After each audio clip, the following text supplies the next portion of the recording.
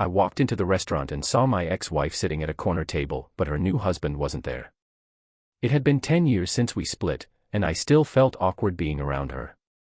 I debated whether to talk to her, but eventually decided to go for it. I hope I didn't make a mistake. She still looked good, but the years were catching up to her. She seemed really nervous too. I couldn't help but remember the day our marriage fell apart.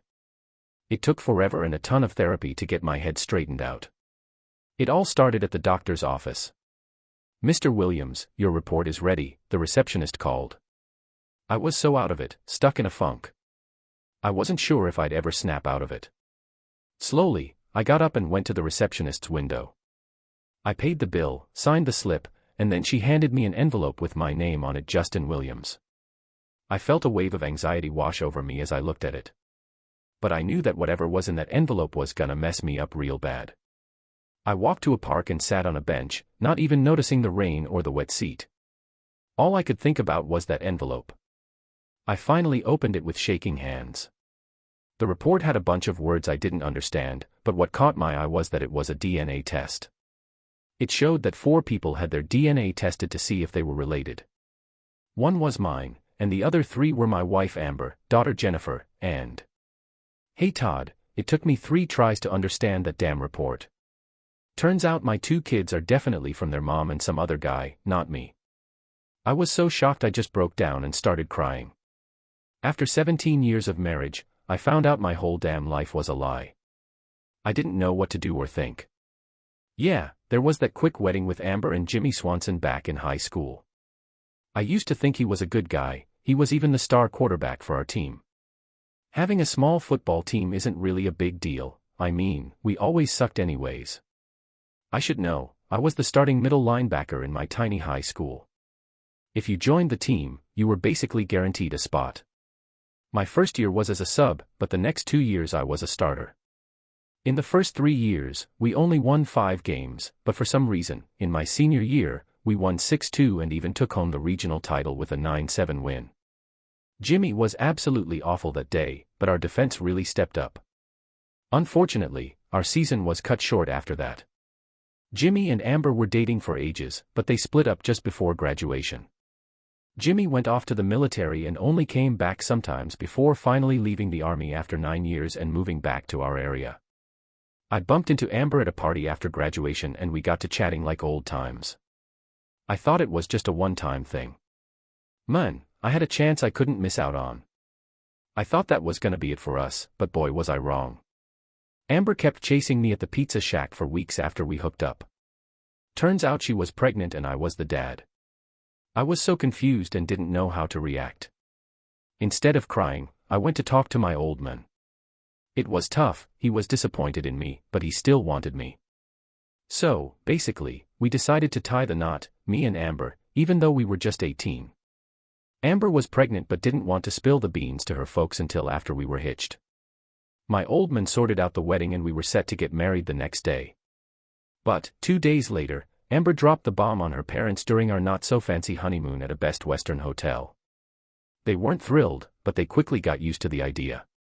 Amber's parents, Fred and Janice Burton, were proper old-school, rich types who stuck to their traditional values. Fred worked at the bank as a VP while Janice stayed home with their 3 kids Julie, Sarah, and Amber. Amber was the youngest. Eventually, the Burtons started to accept and like me, and I got really close to Andrew's parents, especially Fred. He even started to see me as the son he never had. So it was heartbreaking when Mr. and Mrs. Burton died in a car accident 5 years later. So, me and Amber's marriage wasn't exactly smooth sailing. She could be a real pain in the ass, and when she was mad at me, she'd straight up deny me any action in the bedroom. We were only getting it on, like, once or twice a week, and sometimes we'd go weeks without doing the deed. I know people must be thinking, why the hell did he put up with that? Honestly, I was clueless and blinded by love. I was pretty young when I tied the knot, and had only been with 2 other girls before Amber dropped the bomb that she was pregnant. I thought this was just how things were and I thought Amber loved me in her messed up way. But there were times when I couldn't take it anymore and I told Amber I was thinking about divorce. Things would get better for a little while, but before I got married, I got into Florida State University. My plans changed though, and I ended up going to a local college instead. I majored in business administration and marketing to make ends meet. My dad hired me to work at his mail order company. Keith started it and turned it into a multi-million-dollar corporation. My dad's company sold fancy camping and fishing gear from top brands. I started at the bottom, but my dad paid me enough to get by. I didn't start working until Todd was old enough for preschool. Then, Amber became a real estate agent. She didn't seem to take it too seriously, just treated it like a hobby. The most she ever made in a year was 11000, so she wasn't one of the top salespeople. She wasn't very motivated. I made all my payments and earned more each year as I moved up in my dad's company.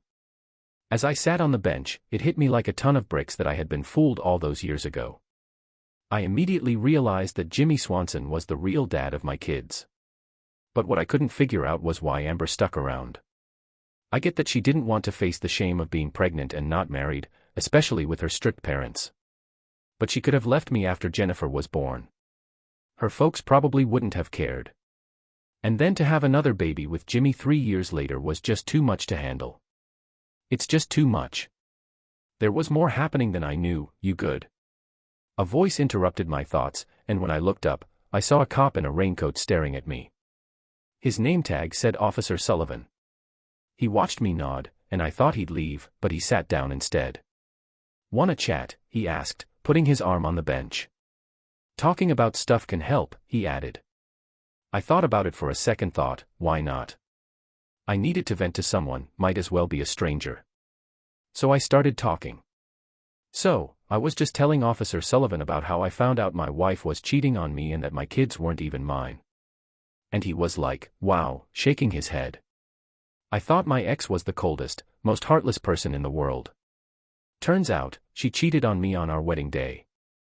She was sneaky about it, but when she wanted to ditch someone, she did it. I was married to her for 5 years before I caught on and got her arrested with a detective from work. I walked in on them in the act.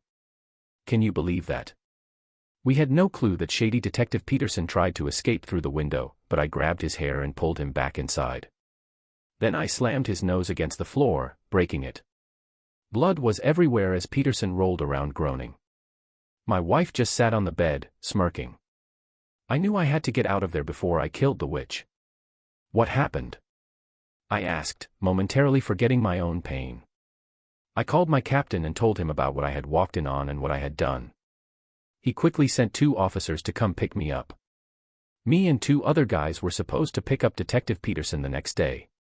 I got moved to a different police station on the other side of town while I cooled off and they handled Peterson. They took care of him somehow, and when everything calmed down, I found out that my wife had skipped town with a cashier's check for alimony. Peterson was sitting at a desk, and no charges were pressed against me. Turns out my captain had a chat with the bank manager the day after my altercation with the detective. Too bad for my wife, she didn't realize the check was in there when she bolted. I had to get out of town quick because my coworker told the cops that I was following her with my service gun. She tried for weeks to get someone to cash the check, but our accounts were frozen by then. A month later, Peterson quit when he saw that the other cops had turned against him. I ended up divorcing my wife and made sure she had a hard time getting any money from me. Last I heard, she was in California living with the horses. I can't say the cop story made me feel any better, but it was something. "Let some of that shit out," Officer Sullivan said out of nowhere.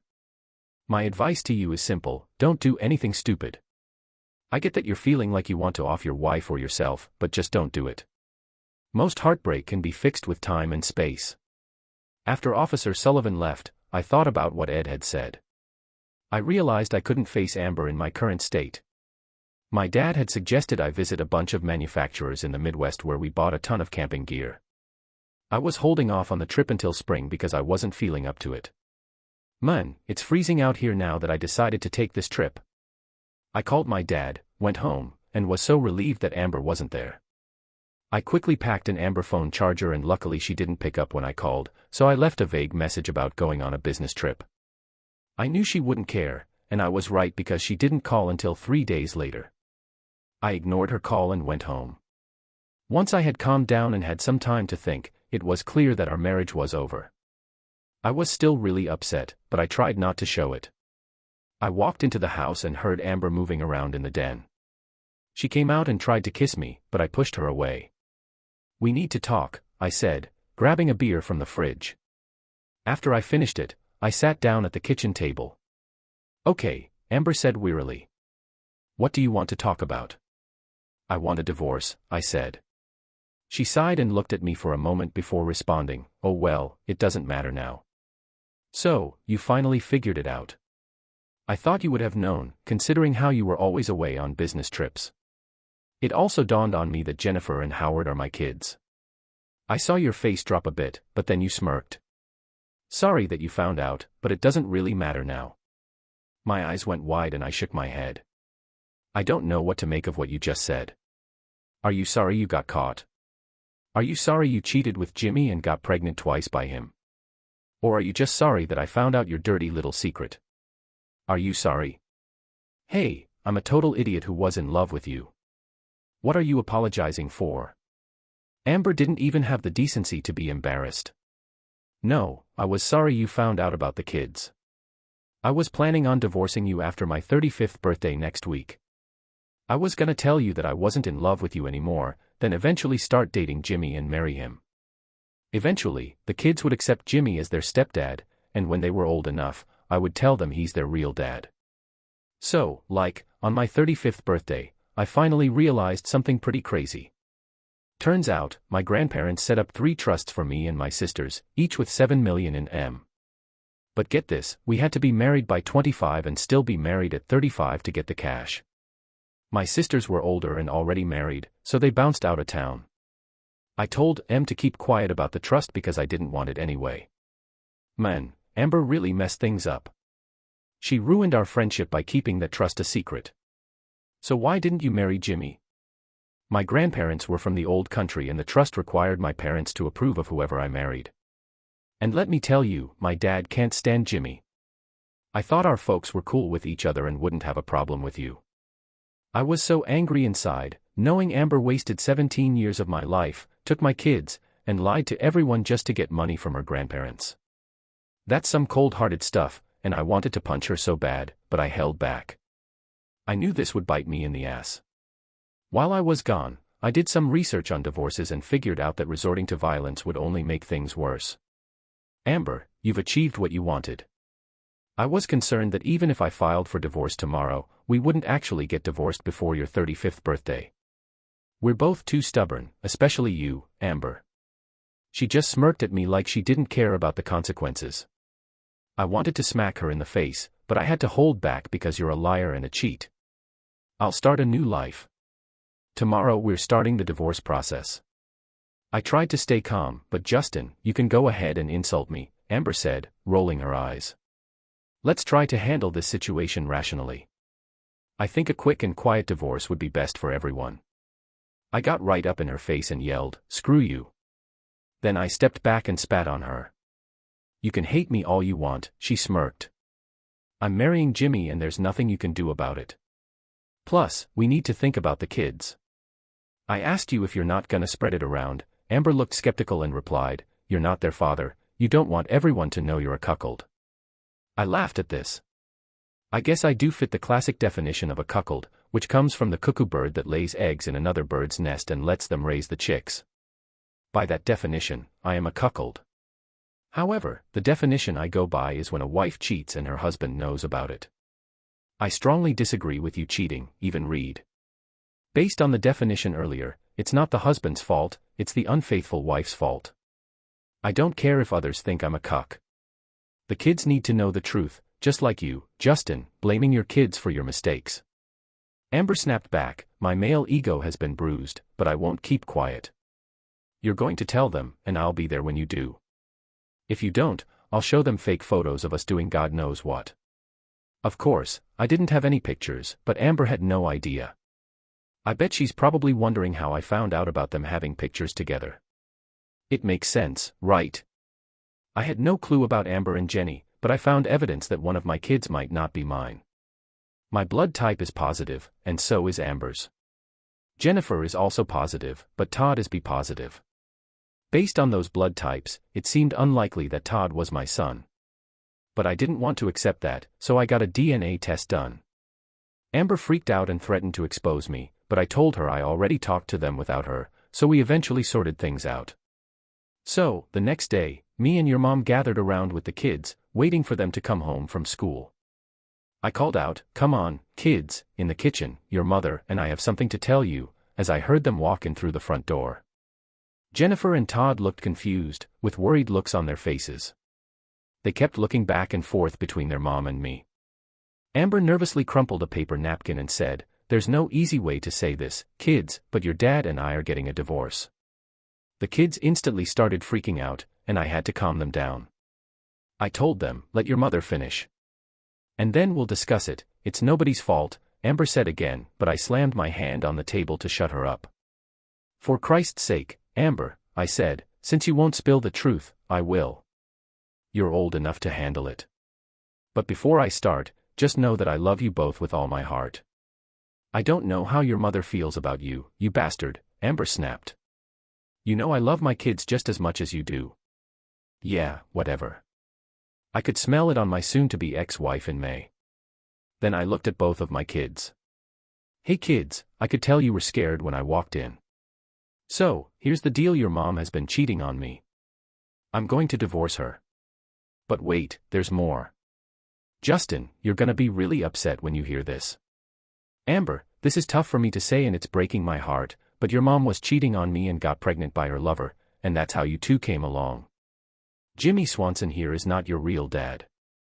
The kids didn't say anything at first, but tears were streaming down their faces. It crushed me to see that. Them going through this pain sucks, but I figured it's best they hear it from us instead of gossip spreading all over town. "Why, Mom?" Jennifer cried, "Why would you do this to Dad and us?" Amber looked at me, then turned to her daughter. "I love Jenny Swanson," I replied with disdain. "Let's lay it all out now, once and for all. When your mom hits 35, she's gonna inherit $7 million. She's still stuck with your dad, just like she was back then with Jimmy. Your grandparents didn't approve of him, so they cut her out of the will. She's marrying against her parents' wishes. Your mom would have lost her inheritance." Todd was crying, but got up and confronted her mom. "Did you do all of this for me? You ruined us for money." Jennifer stepped forward and smacked her mom as hard as she could. Then she lunged at Amber, knocking her to the ground. She was on top of her mom in a flash, slapping and hitting her as hard as she could. I never expected this. The conversation was rough and tough, but I never thought it would turn violent. When I finally managed to restrain Jennifer, it was a struggle to get my 10-year-old daughter away from her. I shoved Jennifer into the living room and told her to sit on the couch. Then I went back to check on Amber. She was slowly getting up, but her nose and lip were bleeding. "Are you happy now, Justin?" Amber said angrily. "You've completely messed up your kids. Don't you dare blame my dad for this stupid situation. Do you even care?" Jennifer was like, "If you talk smack about Papa again, I'll claw your eyes out." Amber was shook and scared of her daughter. She suggested that Amber should find somewhere else to crash for a few days until things cooled down. Amber wasn't happy about it, but she went to pack her stuff. Before leaving, she reassured the kids, "It's all good, I still love you guys." Man, if looks could kill, Jennifer's glare would have taken out her mom on the spot. Amber was smart enough to realize she was pushing it and left. It took hours to calm the kids down. Todd was still crying when he went to bed that night. But Jennifer was worried. "Daddy," she asked as we sat in the kitchen, "will you still be my dad?" "I would be devastated if I lost you, honey." "You'll be 18 in less than a year," I told her. "Then you can decide what to do."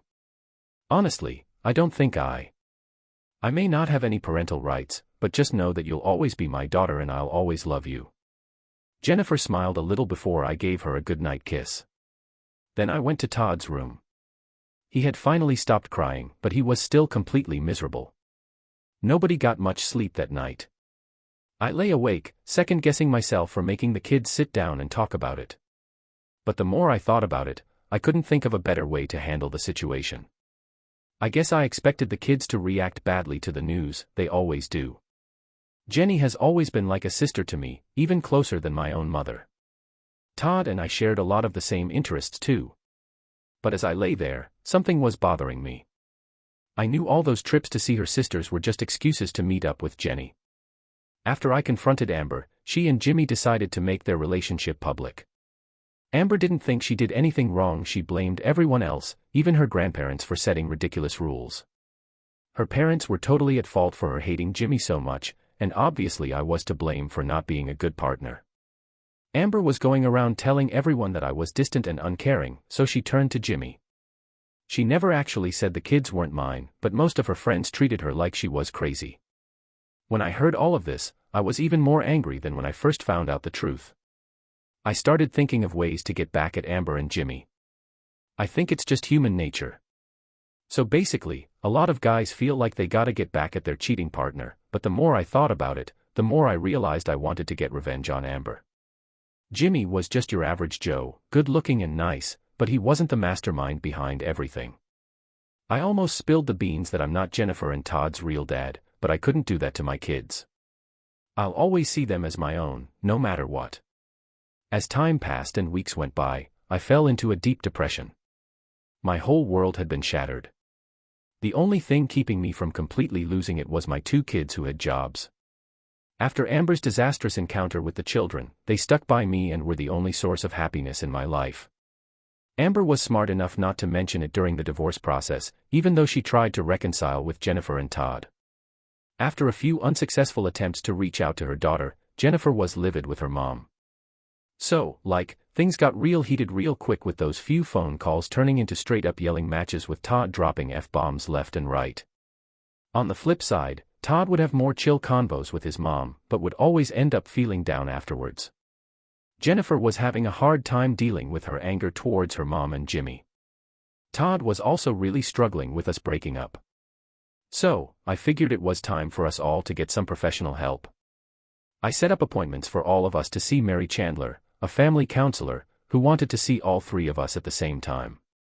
So, the counselor told Amber she should come to the sessions. Amber actually agreed, which was surprising. But when the 4 of us got together for the first time, it was a disaster. I had to hold Jennifer back when Amber made a rude comment about the kids needing to just get over it. I told Mary that if Amber was going to be at future sessions, we wouldn't be coming. Mary agreed that it was probably best to leave Amber out for now. After that chaotic first meeting, I started to worry about something. If the court took my kids away and wouldn't let me see them for weeks, I was freaking out, thinking I might never see them again. My depression got worse and Mary ended up giving me some antidepressants to help. They kinda worked at first. The counseling sessions didn't seem to be doing much, but after a while, I started feeling a bit better. I still wanted to get back at Amber and Jimmy, but Mary told me to chill out because if I did something dumb, the court would definitely take my kids away from me. The divorce hearing was a total mess in court. The judge was pissed at Amber after reading the petition, and her lawyer was a total joke.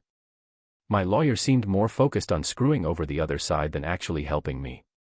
But Jennifer really came through with a killer move, and the judge delivered the final blow. Amber was painted as a greedy, heartless witch the whole time, even though she had access to a trust fund worth almost $10 million. She was out for blood. So basically, Amber asked for half of our stuff, the house, alimony, and half of my 401k. My lawyer laid out all the shady stuff Amber did to screw me over before trying to make me look like a bad husband and dad. After a bit, the court told him to keep going. He made a really strong case for me and begged the court not to reward Amber for being sneaky. Then they talked about custody, and surprise surprise, Amber wanted full custody with me only getting limited visitation with the kids. I knew Amber didn't want me to have any rights because she blamed me for the messed up relationship with the kids. But I also knew her lawyer warned her that the court wouldn't be happy if she tried to completely cut me out. I obviously wanted full custody of the kids with Amber getting visitation rights. My lawyer said I was being unrealistic if I thought the court would rule in my favor. Before getting into custody issues, the judge asked the kids if they wanted to talk to him. In a quiet way, in the courtroom, Jennifer stood up and said, "No, Your Honor, I want it on the record." Todd also stood up and basically said the same thing. Jennifer was the first to speak and I could tell she was nervous. She stood at the stand, glaring at her mother, then looked at me, smiled, and mouthed, "I love you." Jennifer quickly glanced at her notes before focusing on Amber. She said, I want to address my comments to the future Mrs. Swanson. Amber tensed up a bit, even though my birth certificate says that. You're my mom, but I don't see you that way anymore. In my eyes, my mom is gone, Albertine. I don't want anything to do with you now or ever. Next year, I'll be old enough to make my own decisions legally. You were never around for me when I was growing up, and I won't be there for you in the future. That's not true. Amber shouted. The judge banged the gavel and said, "Please, your lawyer has already presented your case in the divorce proceedings. We're discussing custody now, and I want to hear from the kids." Amber kept cutting in, and I could tell she was pissed off or embarrassed. But I decided to ignore her and focus on my daughter. She was telling me a story about when she was 5 years old. "I made a drawing for you," she said. "I waited all day for you to come home so I could give it to you. But when I finally showed it to you, you just patted me on the head and told me to color inside the lines. Later, I found the drawing in the trash." Jennifer's face turned red and she started breathing heavily, but she kept on talking. "I was 9 when the carnival came to town. Dad said we were all going. Todd and I were so excited that we would all go together. But you bailed out at the last minute, I'm guessing to be with your lover. Anyway, Dad took us and we had a great day. But I was bummed that you didn't want to hang out with me.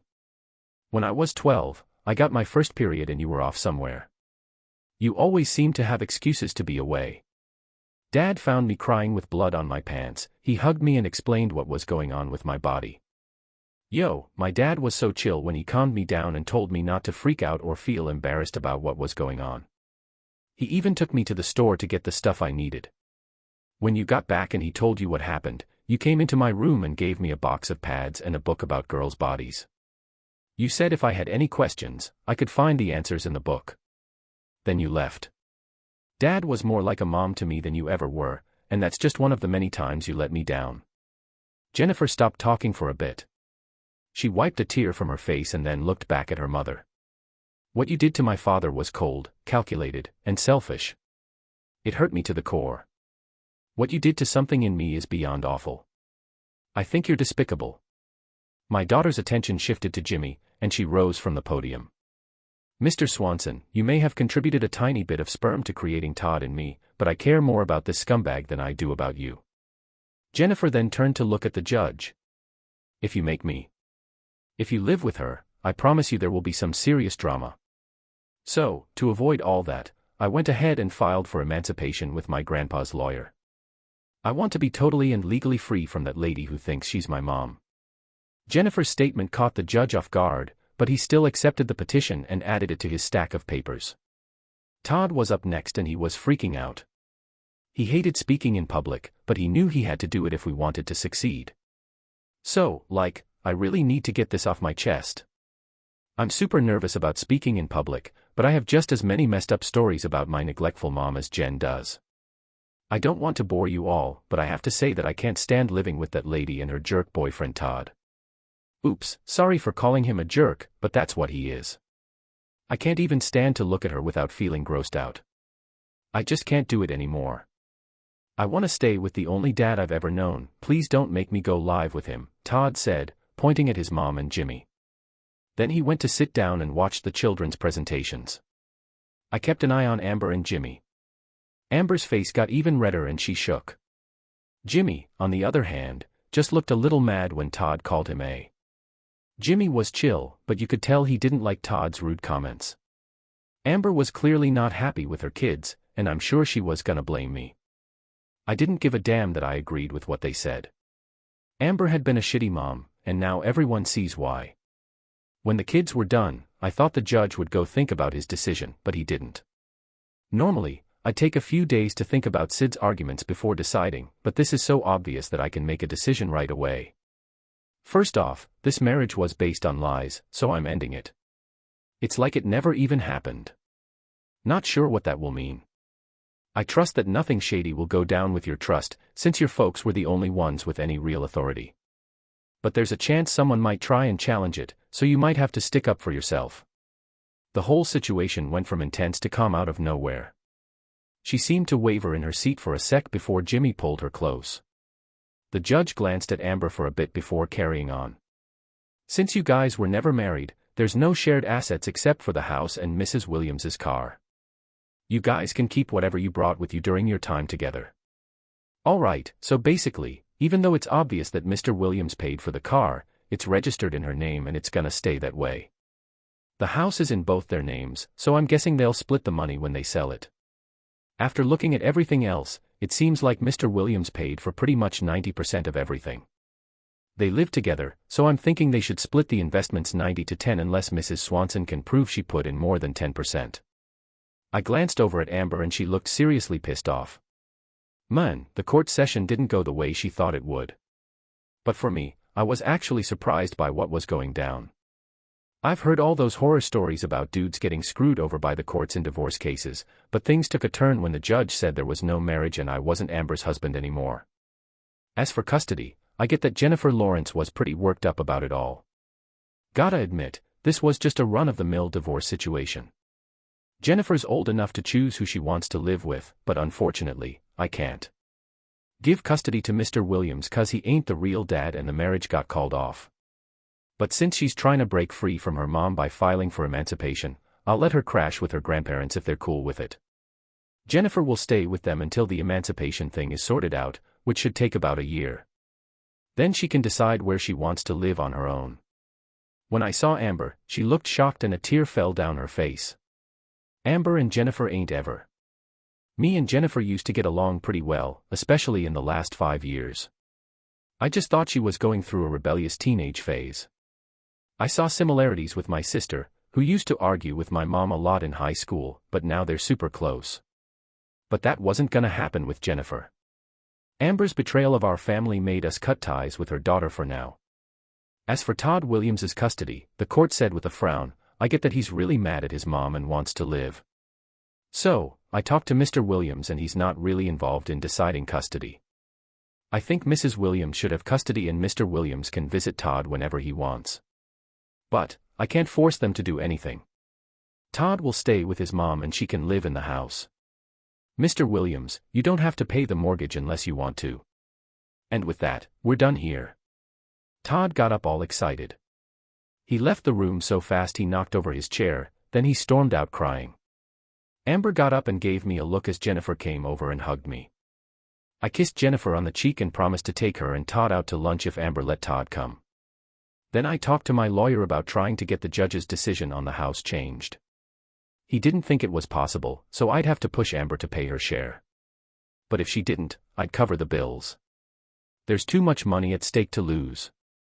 Also, my lawyer said that if the house gets sold, I can ask the court to give me back any money I put into the property over 50%. Todd was yelling at Amber and Jimmy as I walked by in the hallway. I woke up and told Todd to chill out and wait outside, which he did, but not happily. Amber turned to me, mad as hell, and asked if I thought I had won. She jabbed me in the chest, but I had both the house and the love of my life. Even though I thought Amber couldn't hurt me anymore, her angry outburst proved me wrong. I wanted to smack her and beat her up so bad, but I had to keep my cool and just smile. I asked nicely if Todd could join Jennifer and me for lunch. Sue replied, "No, Todd won't be seeing you today or ever. I don't want you to influence my daughter like you did with her." I snapped back, feeling myself losing control. "Watch your words, Jimmy." "Sure thing, Jimmy. And if you lay a finger on me, I'll knock you out like a sheep." "I can do it, so I suggest you back off." Jimmy saw the spark in my eyes and decided not to mess with me because he knew I wouldn't back down. I turned to my ex-wife who never really was my wife. I decided to confront her head-on. "Amber, you are seriously one of the most selfish people in the world. Let me set the record straight, you don't have a golden cat, sex with you wasn't all that great, but you got everything you wanted from me. And now that I know what I know, if I had to do it all over again, I would, even if it meant having the same kids. It's always been about you.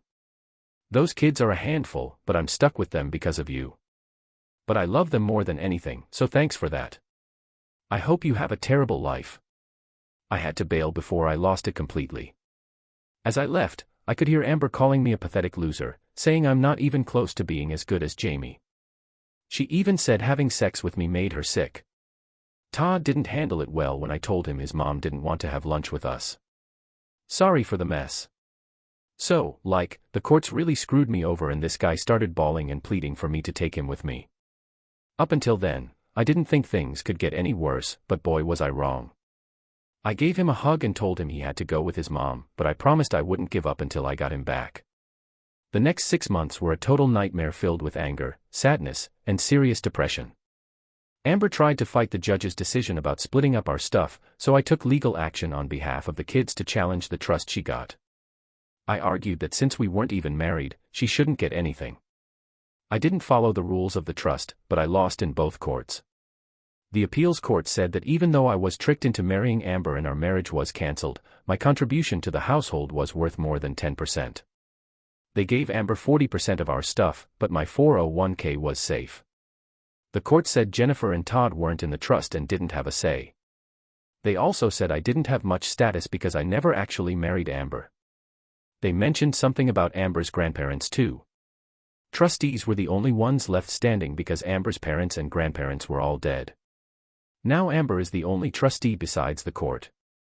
You two are living together like a married couple, even though it's not official. As upsetting as losing in court was, what really pissed me off was that I couldn't get any revenge on Amber or Ginny. And to make things worse, I kept seeing them around town acting all lovey-dovey, holding hands and kissing like teenagers. It felt like everywhere I went, there were always people around and I just couldn't deal with the emotional stress anymore. So, I decided to move 15 miles away because of how the school districts were set up. Jennifer didn't have to switch schools and Todd's school stayed the same because he lived with Amber. I tried to ignore it and leave Amber in the past, but I couldn't shake it. I kept having this recurring dream where Jimmy would avoid Amber, smile at me, and then tell me to watch as he did something. When I was taking care of your kid, I was hardly getting any sleep and wasn't eating right. Todd was the only good thing in those first 6 months, even though he was a pain in the ass. Amber had to call me to come get him. It was one of the few times I actually laughed during that tough time. Todd ran out of my old house with his stuff, and as he did, Amber and Jimmy came out on the porch to say goodbye. Amber was crying, which surprised me. Jimmy said something like, "I love you, Todd," as Todd sprinted towards my car. Todd didn't even stop, but he did flip them off. Pointing fingers at his mom and Jimmy made Amber cry uncontrollably. I'm not sorry for feeling happy about the situation, but when Jimmy comforted Amber with a hug, I got so mad. I didn't do anything though, just got back in the car and drove Todd to my place. I had planned for Todd to finish the year at his school. I rented a 3-bedroom house and having Jennifer and Todd with me was the only thing that kept me sane. I was losing it and thinking about doing something really dumb. I also couldn't shake off my anger towards those cheaters, and I couldn't come up with a plan that wouldn't get me locked up. There were times when I thought screw it, I'll just take them out, even though I knew I'd get caught.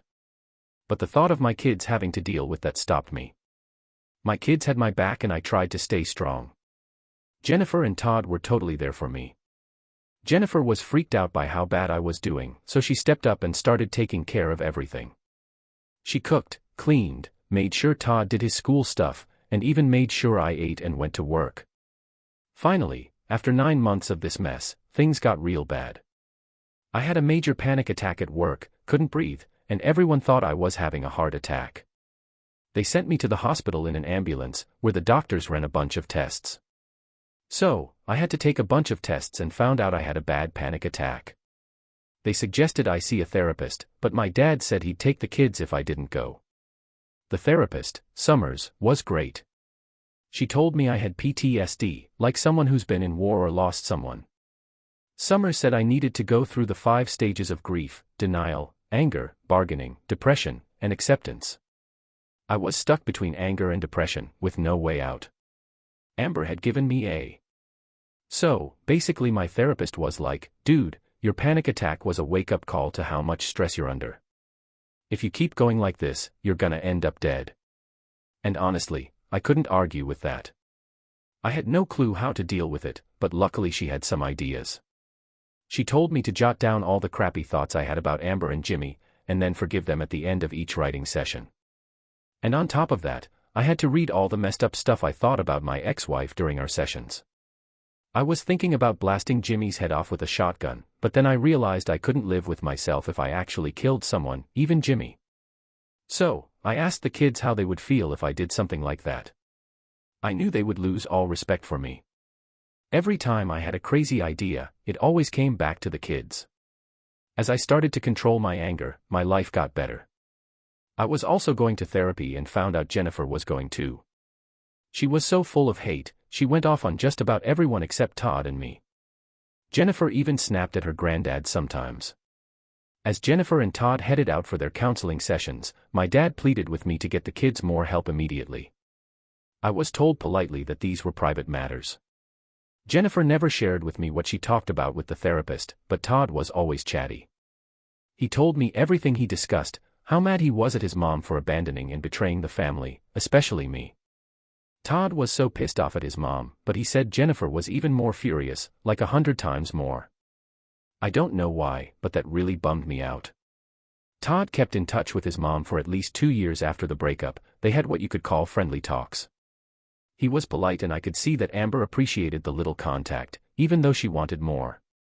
But Jennifer wouldn't even talk to or deal with her mom. Jennifer got hitched about 4 years after the breakup. I tried to talk her into inviting her mom and Jimmy, but she wasn't having it. I straight up told her that she's holding on to too much anger, but Jennifer just smiled and kissed my cheek. I'm not mad anymore, Dad. Hatred is supposed to be the opposite of love, but nah, it's actually indifference. That lady has zero appeal to me now. I really couldn't care less about what she does, says, or thinks. She disrespected me and our family, and I was pissed off at first, but now I just don't give a damn about her. And let's be real, we don't want to be around people like that. Man, she's one of my exes and I don't want her ruining my wedding day, so neither of them are invited. Amber really messed things up for them. I never thought I'd tie the knot again, but a year before Jennifer got married, I decided to marry Gene Wilder. Jean kept pushing for it after we'd been together for over a year. She made it clear that if I didn't propose, she'd find someone else. Jean was really set on starting a family, so I had to make a choice. I chose Jean, and it was the right call. When we tied the knot, I felt like I was finally alive again. The baggage from my last marriage was gone, thanks to the exorcism. Obviously, Jimmy and Amber weren't on the guest list for my wedding. The next couple of years were smooth sailing. Jennifer had a son named Justin and then a daughter named Christina 18 months later. When Christina was born, Amber wasn't allowed to visit the hospital and they didn't get invited to the christenings. Amber was also excluded from all the birthday parties and holidays. Jennifer completely cut Amber out of her life. Haven't really seen Amber or Jimmy in years. But when Amber finally reached out to me to talk about the kids, I was kinda caught off guard. I wasn't really all that worried about Amber before, but now she wanted to meet up. So, I went over to her table and she looked at me with hope in her eyes. I sat down across from her and said, "Hey Amber, you're looking good." And then I asked, "Where's Jimmy?" "So, me and Jimmy are kind of on a break right now. It sucks to hear, but I'm not really sorry about it. I kinda had a feeling that Jimmy and I were heading towards a split. I mean, I didn't know for sure, but I figured Jimmy was getting too comfortable after my ex-wife got her money. Amber was getting fed up with Jimmy mooching off of everyone and kept telling him to get a job, but he wasn't really into the idea. Honestly, I didn't really care if he came back or not.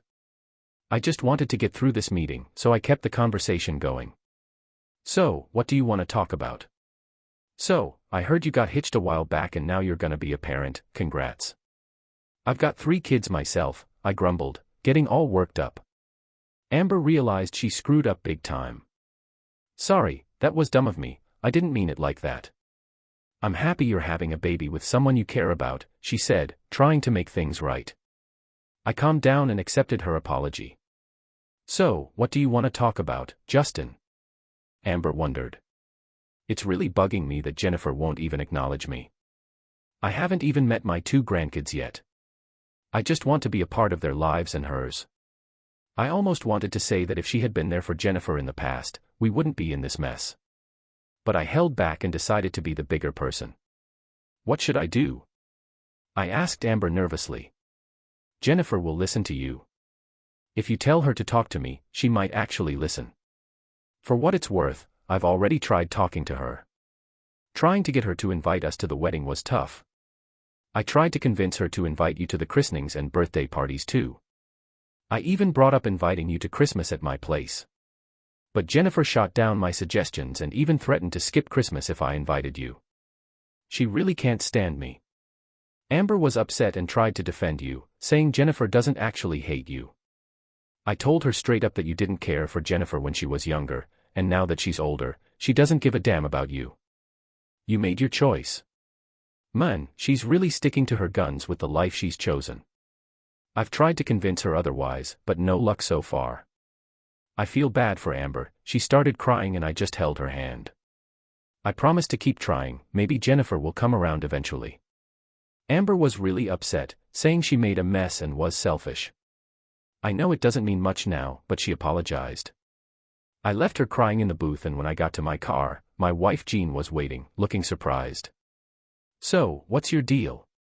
Man, my wife never wants to have the conversation I want. I reluctantly told her that Amber wants me to help her get back into Jennifer's life. Can you believe that? No way, not happening. You are the result of the choices you make in life, right? I agree, even though Amber has caused me a lot of trouble, I still feel sorry for her. As I walked home, I realized that all the time I spent trying to get back at Amber was a total waste. She brought it all on herself. Man, living in hell every damn day. So here's the deal, I hate dealing with domestic issues. I wished to my partner Jax as we pulled up to the apartment complex, I'm with you, bro, he just said, let's get this over with. I had almost fixed all the domestic disturbances I had seen in my 23 years on the force, usually just a lot of yelling, threats, and fists, but hardly any arrests when the cops were called. This time, a fight between a couple had escalated into a pretty tense situation. But when we got there, when people start fighting, they usually calm down and stop wearing fancy suits, and the stuff we're carrying might be part of the problem. Sometimes things go south and the dudes in uniforms end up being the villains in the argument. I've been hit, pushed, and beaten in domestic disputes before. I'd rather face someone waving a weapon than deal with that. When we got to the couple's place, there was a tall, good-looking woman with a nasty bruise on her face. Come on in, she said. My boyfriend was in the kitchen, so I left my 15-year partner Walter Jackson with her. I cautiously approached him. The man stood with the refrigerator door open, chugging a beer and looking confused. He had blood running down his face from a deep cut above his right eyebrow. We were talking quietly for about a minute or two when I felt a sharp pain in my right arm. Almost at the same time, I heard a gunshot. I looked over to see a woman holding a small pistol and getting ready to shoot again. When I heard the second shot, the woman fell. The floor was lifeless. You okay, Jack? I yelled as he approached. Oh shit, you've been hit. I reached for my shoulder with my other hand and drew a handful of blood. Duck, duck, I muttered. 23 years on the force and my first bullet is fired at a domestic. My arm dropped and bled profusely, but it hurt less than the last time I broke it, so I hoped it didn't cause too much bone damage, if any at all. The lover brought me a clean towel from the tour while Jack moved around the woman's motionless body before calling it in. By the time the paramedics arrived, my boyfriend and I were chilling at the kitchen table. I had already done all the necessary stuff to make the call. As the paramedic was getting me ready to go to the ER, Jax came over to make sure I was okay. After everything that had happened, I had to admit that my adrenaline was off the charts. I was so thankful to Jax for saving my life. Oh my God, Jax, I'm so glad you got here before she could shoot me again, buddy. I told him, you saved my ass. I owe you big time. Whatever you need, I got you. I'm your guy, for real. Jax really came through for me and saved my ass. He got a 3-day suspension for the whole situation. It turns out he let his girlfriend go to the bathroom alone and she came out with a gun. It took me about 2 months to get back to work after getting shot in the rib with a small bullet. When I finally came back, Jax had already retired after 25 years on the force. I tried to convince him to stay, but he was fed up with all the crap and just wanted out. Man, he was something. A great partner and a close friend, he packed up and moved to California to pursue his dream of becoming a writer just 2 months later. It was always a big deal when the best-selling author Walter Jackson came back to town to visit.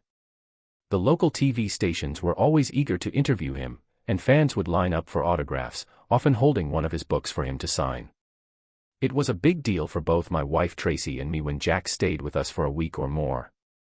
He was in town and I would usually take a few days off to hang out with him, catch up, and have some drinks.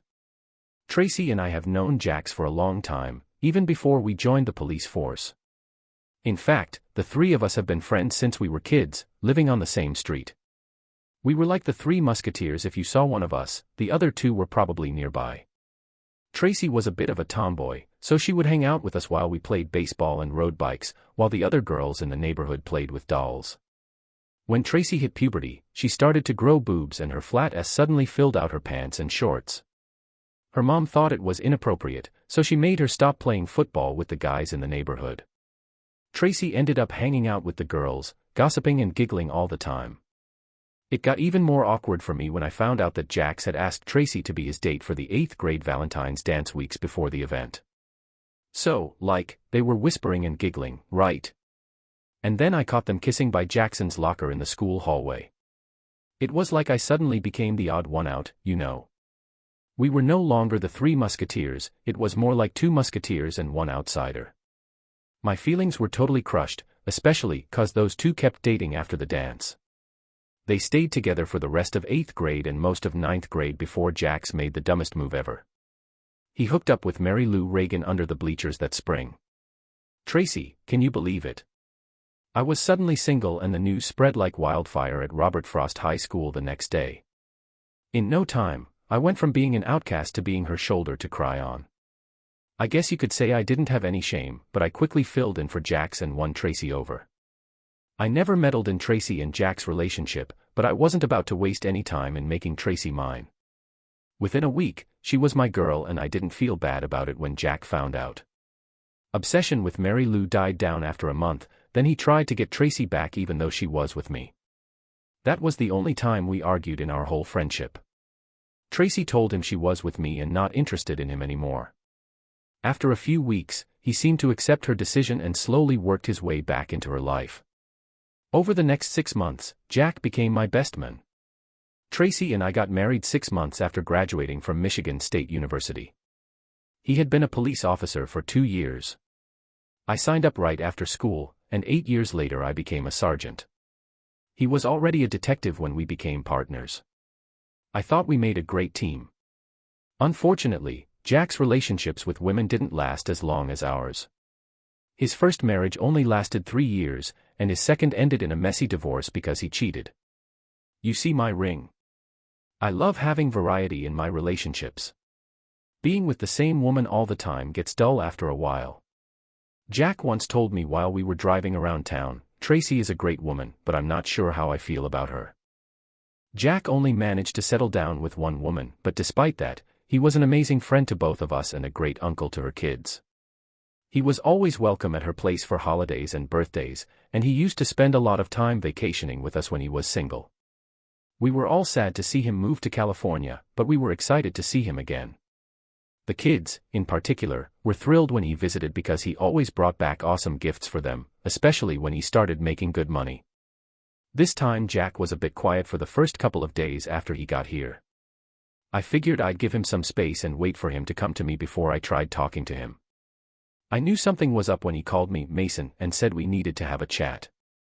Remember when I shot that lady in the domestic dispute and saved your ass? He whispered to me one night while we were chilling in the living room watching TV, with Tracy cooking dinner in the kitchen. How could I forget? You bring it up every damn time you come over. He laughed and said, well, looks like it's time for you to pay up that favor you owe me. He got up from his chair and added, I'm not kidding, Mason.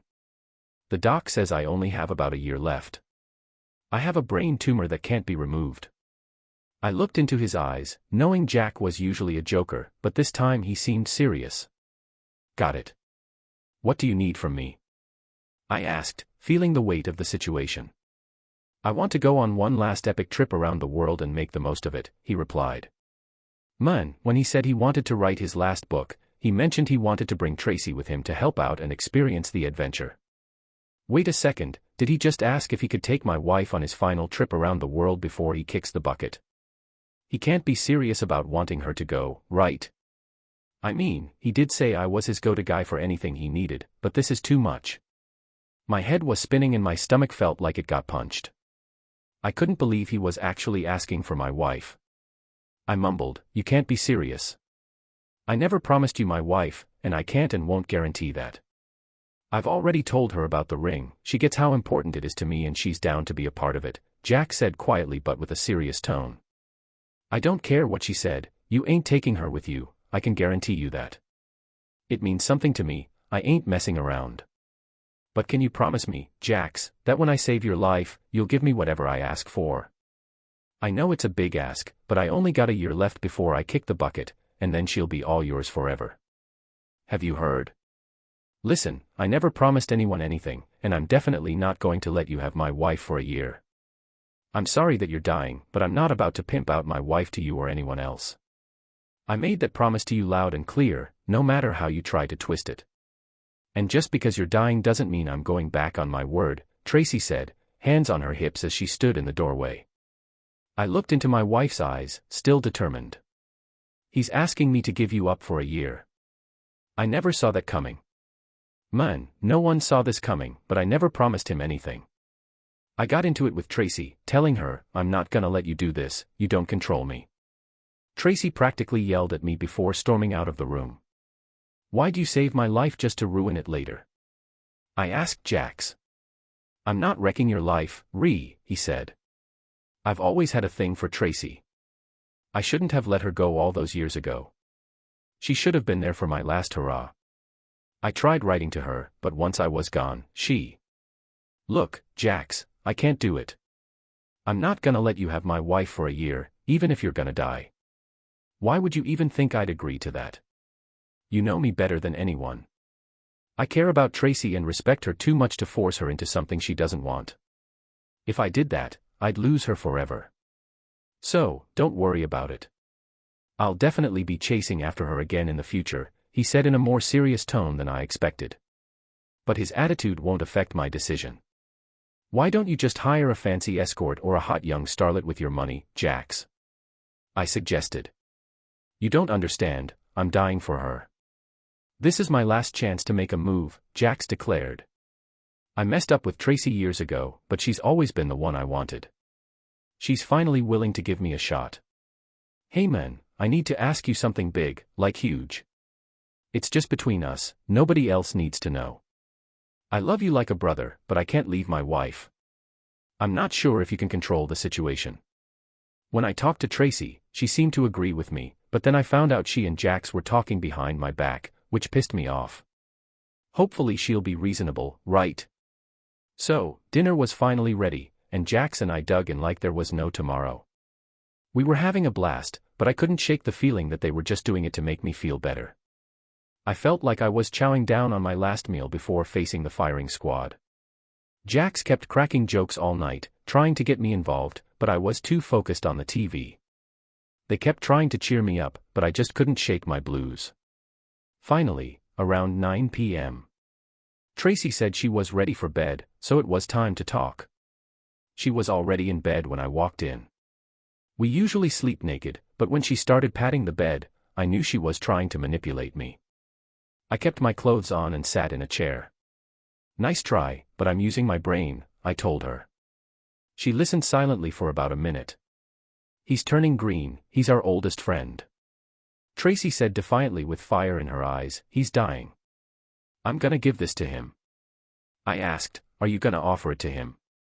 As her husband, shouldn't I have a say in this decision? She snapped back, it's my body and I make the decisions alone. You don't get a say. I interrupted, the vows are ours, Tracy. By breaking them knowingly, don't you think that gives me a say? She blushed and looked down at the bed, showing she wasn't prepared for this. Okay, so, for the record, I've never cheated on you, Reagan.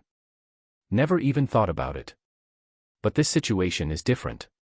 Our oldest friend is dying, and I feel like I need to be there for him. It's not about love, it's about offering comfort during his last months.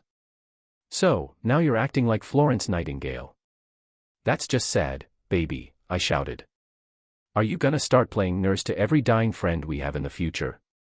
She glared at me, took a deep breath, and continued, I can be there for him, help him with his final book. I'm gonna do this, whether you like it or not. Without your say-so, we can figure this out after he's gone, she said. That's exactly what I thought, she didn't even want to talk about it. She had already made up her mind about both of us. All that was left were tears. "What about the kids?" I asked. "What about the kids?" she replied firmly. "They don't need to know anything except that I'm off helping Uncle Jack." "Are you freaking kidding me?" I practically yelled. "Our kids aren't stupid, they're gonna think I'm the biggest wimp in the world for letting their mom leave. Going on a worldwide adventure with our best friend, it's already bad enough that you disrespected me by doing this. I'm not gonna let them think I'm the biggest coward around here. I'll just tell them the truth and let them sort it out. You can't go and do that, they'll think I'm a wimp. What do you call a woman who runs off on a year-long trip with a man who's not her husband?" I asked. "But this is different, he's dying and I'd be comforting him," she said. "Call it whatever you want, but if you go through with this, I'll call you a cheater, plain and simple. I told you to make sure you keep any promises she made." "Nice try, I promise him anything, not just anyone. I said that because you two have talked about it a lot and I'm on the outside looking in to see what you think you should do, sweetie. But remember, actions have consequences. I tried again with Jax the next day, buddy. We've been pals for around 50 years, don't do this to me. I mentioned something to Tracy, it will be okay. Ring her, she doesn't love me in the same way she loves you. Jack said you were her. Babe, I'm just a buddy to her. She cares about me as a friend, a good friend, but nowhere near as much as she loves you. She'll come back to you completely, I'll just be a distant memory, hopefully a happy one, but just a memory. But what if I'm not around when she comes back? I asked you wouldn't be dumb enough to not be there for her when she returns. Jax replied right away, you love her, you two have been married forever, this won't be long. I'll be gone and she'll be yours again. Please take this ring from me. I can't believe it. I was just getting ready to eat dinner that night when she started laying into me at the table with Jack right there. I guess she thought that if I wasn't going to agree to their plan, they could both gang up on me in an argument. Tracy said there would be no divorce, that I love her and she loves me, and that we both know it. She also said that Jackson is our oldest friend and he's dying, so we have to do this for him. But I just couldn't do it. Look, I swear I'm not down with this. I told you we had a bunch more talks like that over the next couple of days. Then, the next day, a limo pulls up to our house and Jax and Tracy come down with 2 suitcases each. I offered to help with the bags, but nope. Instead, I'm left here while my wife and best friend gallivant around the world playing house. I'm just supposed to sit here like a faithful cuck of a husband. Maybe if I'm lucky, you'll kick the bucket sooner than expected. Jax definitely didn't like hearing that. My wife was so pissed off, she was like, I never thought you could be so petty and mean. I was like, what did you expect? Then I turned to Tracy and Jax and called him a predator. Tracy looked like she was gonna say something, but Jax shut her down. Tracy said, it doesn't have to be like this. I just muttered, yeah. As she followed Jax out the door. Tracy and I always used to kiss goodbye, but not this time. She's off to be a wife, companion, horse secretary, you name it, for almost a year. Taking care of my old pal and didn't even get a smooch. Guess that showed where I stand now. Remember the whole drug craze in the 60s? Well, we lost that battle. So now, lawmakers just gave up and made everything legal. But it doesn't seem to be making a dent in drug-related crime. We were heading towards a huge food explosion that would have caused major traffic jams in our area. I was swamped at work for the next week and no one was around. Back at home, I had all the time in the world to work without getting all caught up in thinking about Tracy and Jax's situation. It had been 5 days since they left, and I hadn't heard a peep from my missing wife. To be honest, I hadn't reached out to her either. But hey, I'm not the one who took off. So, there I was, chilling and watching TV when my daughter Stella called me up that evening. Hey Dad, how's it going? Do you miss Mom yet? She asked. Nah, not really missing her, but I do miss having someone around here with me. So, last night I was thinking about getting a dog for some company. Do you really think she'll be gone for a whole year? Do you really think Uncle Jax will live that long? She asked. At this point, he could kick the bucket tomorrow for all I care and it wouldn't make a difference to our marriage. Wait, are you talking about divorce? But Mom says you gave her the okay to help out Uncle Jack, Stella cried. Is that really what she told you? I asked. Come on, you should know better than that. I wouldn't let my wife go off to play house with Uncle Jax for 3 days, let alone a year. Why do you think she's gonna hook up with him? I thought she was just gonna assist him with his book and his meds, like a female sidekick, she added. I had to admit that my 32-year-old daughter was so clueless. He didn't need your mom to watch over him while he took notes and took his meds. Is it really true? I asked. There was silence on the other end of the phone for about 10 seconds until she quietly said, yes, right. I'm sorry, Dad, she said. Me too, baby, I whispered back. 2 days later, I got my first call. My wife called and it wasn't just a friendly chat. You're A. You told our daughter that I'm A. She shouted at me on the phone, Tracy, I'm good. I'm doing just fine without you. I pretended to be enjoying my trip. I could hear her taking a deep breath, which was her way of showing she was mad, but then she realized she was wrong. So, how are you really doing? She asked in an irritated voice. Are you eating properly? Take care of yourself. Thanks for the small talk, but you know. You don't give a damn about me anymore, what's up with you? I asked you and you told our daughter I was A. How could you do that? Then she asked me, I didn't tell our daughter you were A, I told her the truth about what you did with Jax. You definitely seem to like her. I didn't lie to her, Tracy interrupted. I just didn't tell her everything. A rose by any other name, Tracy. I explained that a lie by omission is still a lie. I expected silence but got a look and Trace said, well. I'm not gonna go around broadcasting your business to everyone. And I'm definitely not gonna cover for you, especially to her kids. If you're feeling guilty about what you're doing, maybe you should rethink it. I replied, great, now you're my moral compass and my husband. She's not doing too good. I think we can ditch one of those titles quickly. I went back and we hashed it out. Tracy wouldn't agree to a divorce. No, you talked and I listened. There was no real conversation. I said I didn't hear any response or noise. So, I thought she had turned off her phone. That's one of the worst things about cell phones, you never know if someone is ignoring you. Anyways, the next night I got a surprise call from my old buddy. When I saw who was calling, I almost didn't pick up. But I decided to answer and said, come on Reed, you didn't have to do that to Tracy. He started lecturing me and I shot back, you didn't have to steal my wife. I tried to stay calm, but man, if he really did, she should have had a heads up. Hey, do you have the guts to tell Stella the real deal and not some sugar-coated version to make her look good? She's a anyways. Want a piece of pizza from Jax? And you're the jerk who helped mold her into that. I said I'm dying, what part of that don't you get? I won't be around in a year, but you two will be cozy on the couch, probably forgetting all about me. She said she's not stealing Stella, just borrowing her for a bit while she finishes up. He asked me if I would deny my wife a final bucket list trip around the world, even though I know he can't afford it. I said yes, because I'm a selfish jerk. She's my wife, and if I can't afford to take her on a trip around the world, she shouldn't have to beg for it. I asked him when he became such a whiny, self-righteous jerk. He said good night, and 2 nights later I got a text from my wife. It was a picture of her in a tiny bikini, all tanned and holding a fancy drink. I quickly scrolled through the text. Got a message from her saying she had a blast on the beaches in Portugal and Spain. She said she'd keep me posted on her adventures, which was nice of her. I didn't reply though. Apparently, she texted our kids too and they got pictures from her the next day. Stella acted all upset when we talked, I guess she's trying to play the victim. As a cop, you meet all sorts of people, including a bunch of lawyers. Honestly, I don't really have a problem with them. Most folks can't stand lawyers, even though I've got a ton of jokes about them. Lawyers, just like journalists, are a necessary evil. But it's best to keep them at a distance whenever you can.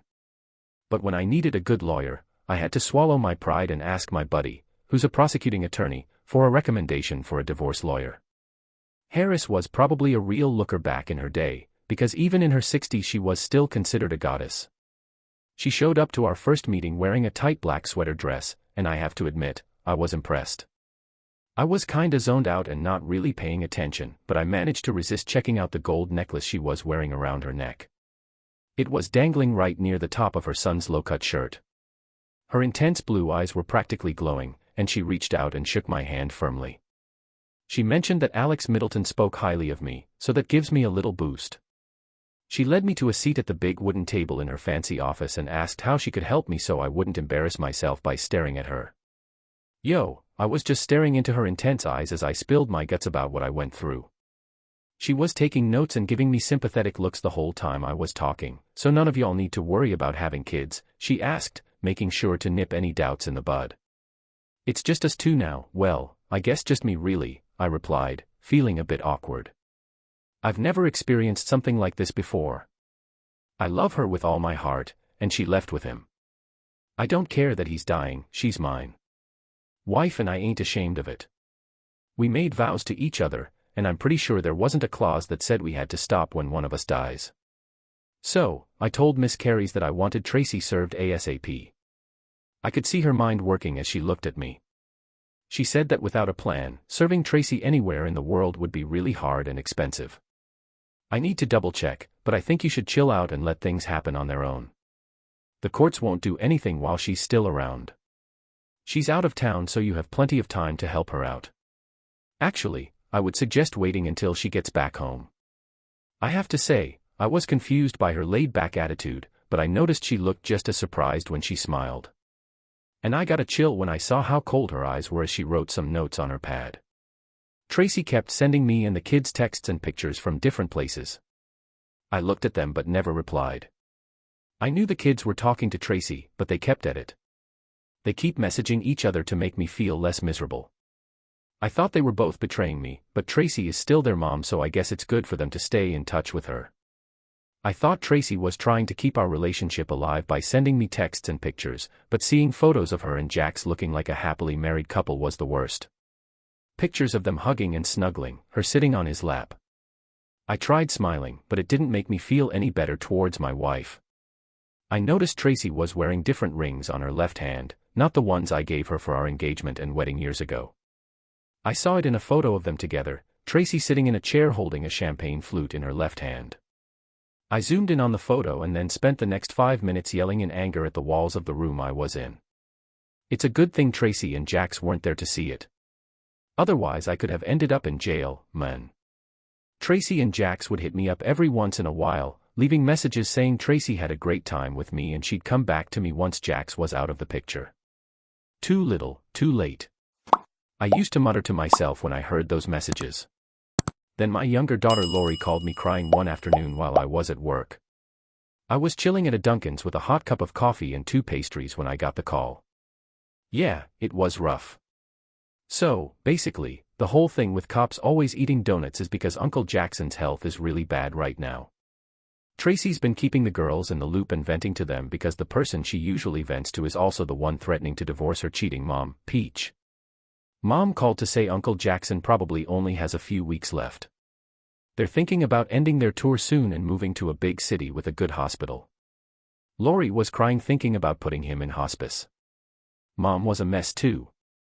Uncle Jax asked if we could hop on a plane and go see them when they pick a hospital. He said he'll cover the ticket cost because we're basically the only family he has left. Remember how close we used to be, sweetie? But things changed when your mom ran off with Jax. What are you gonna talk about that doesn't involve me? I told you not to be serious, Dad. Lori cried. He's your best friend, you guys have been buddies forever. And he's also Mom's best friend, you can't be that vindictive, I argued. Just watch me, I replied. Do you know that Mom's been sleeping with Uncle Jax this whole time?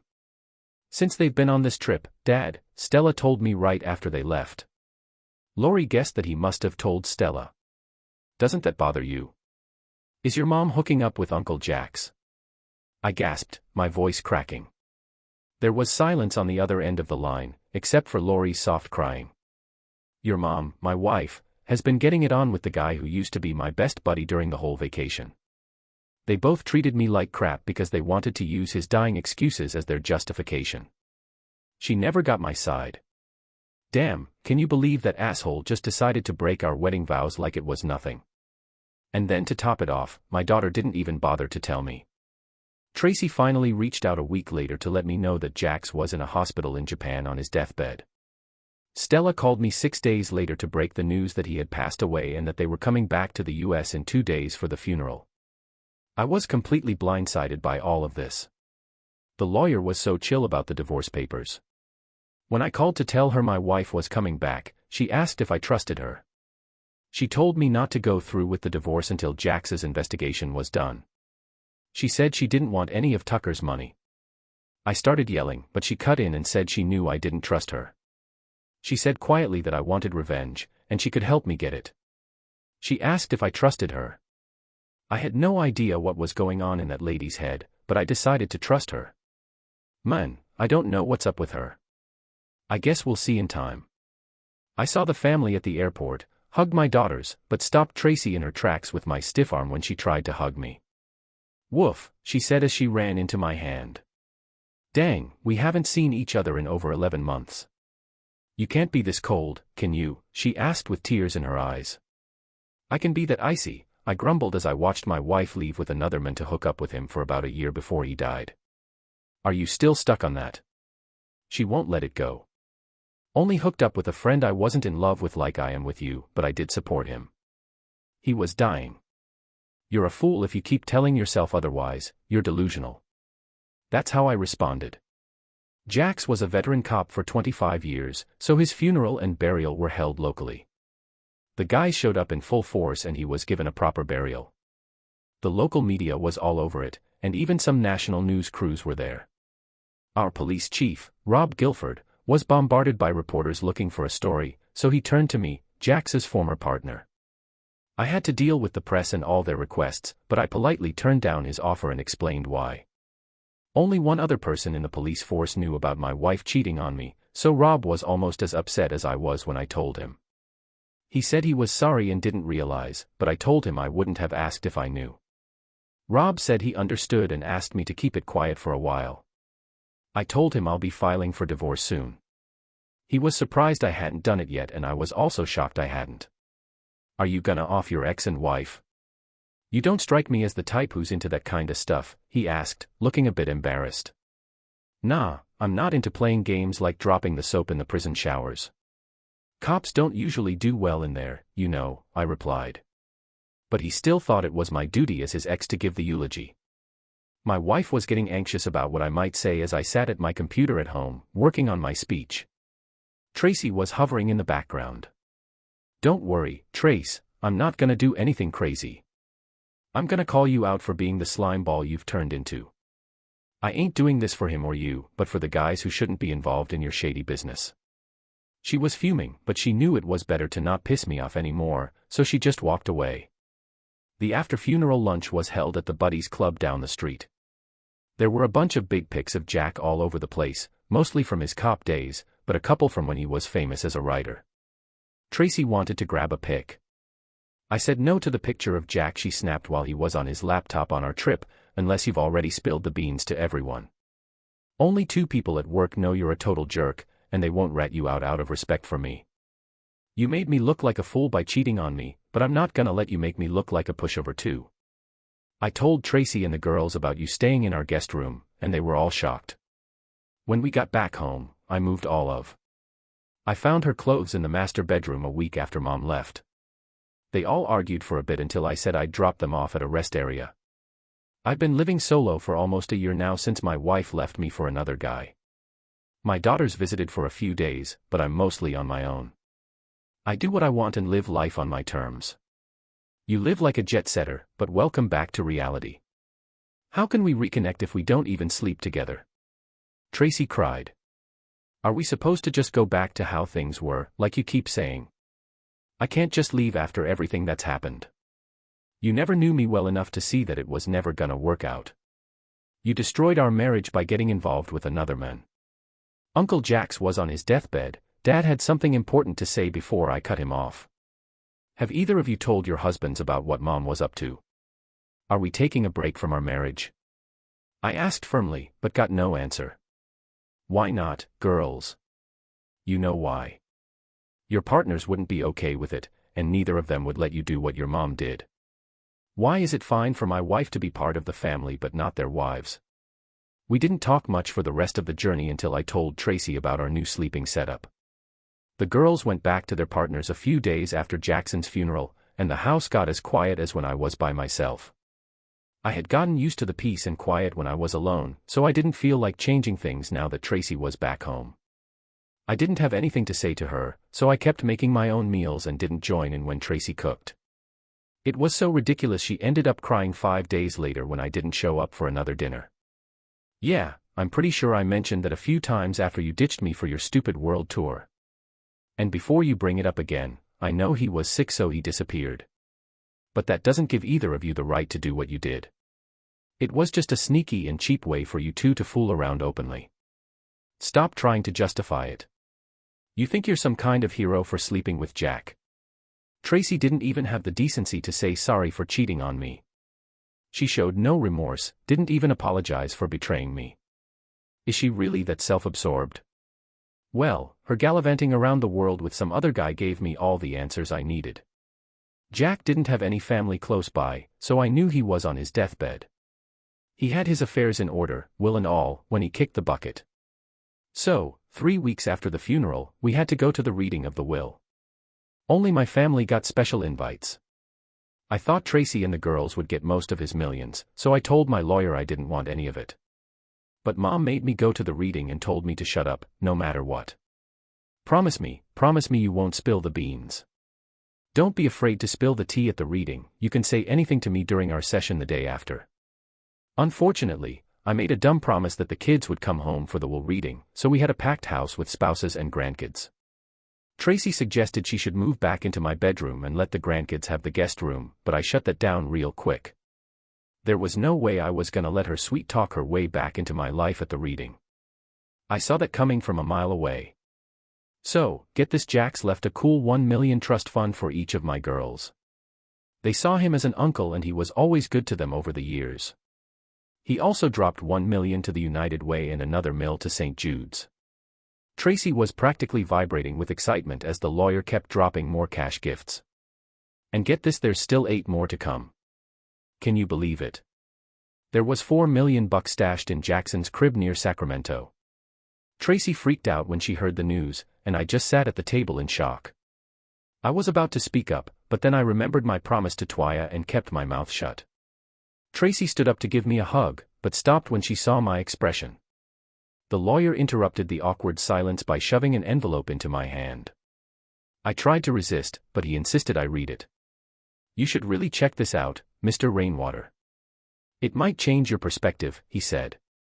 The kids hugged me and cried. My 2 sons-in-law were grinning like Cheshire cats. Tracy had a huge smile on her face. I felt like I was in a nightmare. I knew I had to say something, so I invited everyone to dinner with the new millionaire. I sat at the table and didn't say a word. I don't think anyone really cared about what I had to say. Everyone seemed happy enough. The visit with Twaya, like Tracy's the day before, was eye-opening. Twaya screamed when I told her about Jack.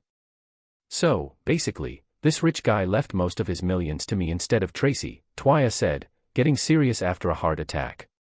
Yeah, it's just me. What does it matter anyways? Everything I own is hers, and everything she owns is mine, right? I asked. Not exactly. Even though you're married, the money was left just for you, so you have full control over it, not you and your wife, Twaya explained. Wait, I interrupted, are you saying I can decide what to do with all this money? Exactly. You can do whatever you want with it, Twaya confirmed. If you don't want to keep the money, you can give it away. Just remember, you gotta pay taxes on it first. And remember how I told you not to file for divorce? That's why you can give the money away now. If you had filed for divorce, the money would be split equally in your assets. So, pay your taxes, donate the money, and then file for divorce in 6 months. By then, the money will be gone. Twaya smiled and said, sounds like a plan. Oh, and did you know there's a fund held? So there's this private group in the state that helps out the families of cops who got killed on the job. Brilliant idea, right? And hey, maybe you should just disappear for a while, take a break until you sort out selling the house, paying the taxes, and taking care of yourself with the money. Vicky brought up how did you know he was gonna leave the bill for me instead of both of us? I had no idea, but it just seemed like the logical choice to me, considering what you've said about him," Twyla bragged. "I feel so sorry for you that he would only leave the money to you, thinking you would share it with your wife in the divorce he knew was coming. He never thought you'd actually have the smarts or patience to complete this. I managed to get it done right, thanks to Twyla and a tax expert she knows." A few weeks later, on my way home from work, I called Tracy, who was crying and scrolling through IM on her phone, lost in sadness. I wasn't surprised that she had a bunch of stuff going on. So my wife was always glued to her phone, acting like a teenage girl. She'd send me a ton of messages about her adventures, but I just ignored them. One night, while she was in the shower, I sneaked into the guest room and grabbed her phone. Surprisingly, it wasn't even locked with a password. Time to snoop around and see what she's been up to. I went into her photo app and deleted everything, laughing to myself like a wicked witch. I was still cracking up in the living room a few minutes later when I deleted all of her vacation pictures from the cloud. Tracy walked in with her wet hair wrapped in a towel, as usual. I didn't say hi, we hardly ever talk unless we're sharing information. She tried to start a conversation, asking what was so funny, but I just ignored her and kept watching a rerun of The Office. Expanding the screen I had hidden, I quickly moved the TV towards her and then back to myself. Trust me, I knew I was acting like a child, but man, there's no fury like a man who's been cheated on. I may not have been yelling and going crazy like some people, but when I get hurt, I bleed just like everyone else. I guess I should have seen it coming, but 2 nights later, I walked in to see the mother of all her kings in my house. "You are the son of a witch," she screamed at me as I entered the house from the garage. "I can't believe you did that to me. Hey, do you have those photos of Jackson backed up and stashed somewhere? Please tell me you do." I saw her crying with a troubled face. It was like she thought Jax had died all over again. "You said once he was gone, he wouldn't be a part of our lives anymore. But you keep looking at his pictures, reminiscing about the good times. I've seen all the photos you have, and I still believe you were bringing more than just comfort to my old buddy. But now he's gone, and I'll never see those photos again. You selfish jerk." Man, I just shrugged and didn't care at all. I told her gently, "You don't get to be the boss of me." Tracy kept growling at me for the next 2 days. I never let my guard down around her, making sure to lock my bedroom door at night and when I wasn't in the room. Tracy always went grocery shopping on Saturday mornings. I was just chilling at the kitchen table, sipping on my coffee when she left. We hadn't said a word all day. After about 5 minutes of her being gone, I called an Uber and lugged my big suitcase down to take with me. I had thought about what I would write in a note to her before I left, but in the end, I couldn't come up with anything except "Ducky," so I decided not to leave a note at all. I figured she would realize I was gone when I didn't come back home that day, but she didn't notice until around 9 p.m. So, when I finally switched on my phone in Lisbon, Portugal, the first call came through. Then, 3 more calls followed. Plus, I saw missed calls from both my girls. I listened to the messages but didn't bother calling back. I mean, come on, I was on vacation. And I knew Tracy would be home because she hadn't gone back to work since her break.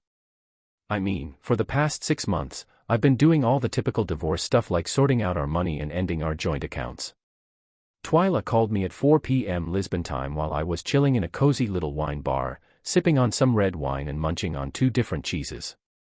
She said she'd be fine for a year with the credit card I gave her, as long as she didn't go out and buy a Lamborghini. According to my server, she was pretty pissed off about you accusing her of adultery, even though it doesn't affect the settlement at all. She even showed me some pics of you two getting hot and heavy, which didn't sit well with her. Man, I really shook her up. My server asked if you also sent those to my daughters. I checked with my sons-in-law separately like we talked about. My girlfriend thought sleeping with Jax was doing him a favor. I wanted to make sure they saw her as kind, and that my sons-in-law knew what their wives thought was kind. There's gonna be some interesting discussions happening in those households tonight. I followed my client's directions and used the right wording. "Thank you," Twyla said. "I'm not," I replied softly. "You know, I'm proud of it, but I'm tired of being called the bad guy. She cheated, but I'm still the bad guy." I came back home all tan and relaxed, and Tracy came running into the kitchen 8 weeks later. But she stopped dead in her tracks when she saw my face. This wasn't gonna be the happy reunion she was hoping for. I told her that the beaches in the south of France were my faves, but I think I would have enjoyed it more if I had a tan like hers. She gave me a dirty look and screwed up her face. She had a look on her face like she smelled something rotten. Are you done sulking now? She bought it, so can you just cut the drama and come back to us? You know we'll do whatever it takes to make it right with you. Why on earth would I want to reach out to us? That was clearly a bad move if you could just up and leave with another guy for almost a year. I told you he was sick, he was our best friend. It was the least I could do to comfort him, she explained, her voice getting louder and more agitated. This stupid argument has dragged on longer than Jack's. Listen, just because he was on his deathbed, doesn't give you the right to ditch him for a whole year. Remember, you were my wife. We made promises to each other. You don't own my body, I do. I decide who gets it. But then she starts yelling, saying we both owned each other's bodies when we said our vows to only be with each other. I brought up the fact that she was the one who wanted the divorce and even got herself a lawyer. The first thing her lawyer did was ask for a list of all our assets, both together and separate. It only took one day for her lawyer to call TWIA and ask where I was hiding. Jack's money that he left me was actually gone for months, my lawyer told me. Mr. Robertson, my client, didn't want to profit from his wife's illegal activities, so after paying taxes, he donated the money to the State Police Widows and Orphans Fund. Twia argued with him, saying he couldn't just give it away. Tracy's lawyer was shocked, saying the money belonged to both of them and he couldn't spend it without consulting her. In reality, they both had access to their joint account at the time, but the key point is that. So here's the deal, the money was left straight to my client, who's married to this lady. She might try to claim her share, but it's been chillin' in the Shari account for like 6 months now. If she tries to pull something, she's gonna come off like the Grinch who stole Christmas, for real. Twyla mentioned that the Shari attorneys looked into this gift real good before accepting it, so we ain't trying to spill the beans to the media. My phone started blowing up about an hour after Twyla called to tell me that her lawyer was a skin about the money. I hadn't replied to any of her messages since she took off on her trip, and I saw no reason to change my mind. My kids started calling me soon after that, and even though I knew what they were gonna say, I still picked up. Holy crap, Dad, did you really give away all of Uncle Jackson's money? They asked. I definitely shouted into the phone, but I calmly told them that the charity people were thrilled and I think the recipients were happy too. But you know Dad, he would have wanted it that way. I wanted my mom to get some of that money because he really loved his mother, Stella. But here's the thing, baby, he was crazy about my wife and she loved him back. I guess you can love whoever you want, but when you start loving someone else's spouse, things can get messy. And as for her, she should have only loved me. That's where she messed up, she disrespected me.